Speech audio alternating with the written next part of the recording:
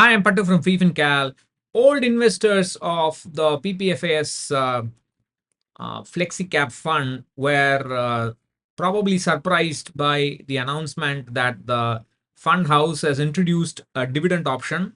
Technically, it's called the income distribution cum capital withdrawal option, IDCW option. That's the accurate name because the dividend is not something extra, but it's just basically the fund house booking some profits and giving the gains out to the investors. But the dividend option is easier to say, and uh, that's what we'll keep using.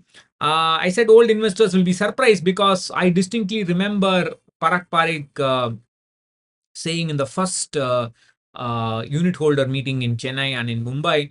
I attended the Chennai one, and he said dividends are unethical. They give you the impression that you are getting something extra from the fund, however, you're not. And the dividend is just something, it's just your returns being given back to you. And that's the reason why they said that they don't have the dividend option in the fund. Of course, times change, management changes, and situations change, and therefore the fund house has now introduced the dividend option. But why introduce it now? So I think the fund house now believes that they have an opportunity to build some AUM in the dividend option, and I think they want to package this as some as an option that will be favorable for those who are in the lower tax slabs. For them, the dividend option is because that is slabbed that is taxed. Excuse me, because the dividend option is taxed as per slab. That may be lower tax outgo than the capital gains tax, which is 12.5% flat rate beyond the 1.25 lakhs, first 1.25 lakhs. So for some people, it may be a tax efficient option. But unfortunately, my argument is that that's not very useful because people in the lower tax slabs are in the lower tax slabs because they don't have a lot of net worth to play with.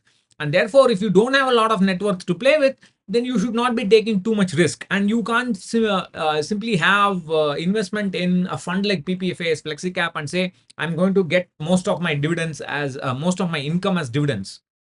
And that's not very prudent because first of all, it's an equity fund, and it is hugely subject to market fluctuation. Second, the dividend itself is not guaranteed, and the quantum of the dividend is also not guaranteed. The frequency is also not guaranteed. So it kind of maybe theoretically from a tax point of view, it may be efficient for certain cases, but certainly from a prudence point of view and from a risk point of view, I don't think the dividend option is useful. But I mean, I find it a little strange that they've introduced it now. But then times change, and that's how the cookie crumbles. Bye bye.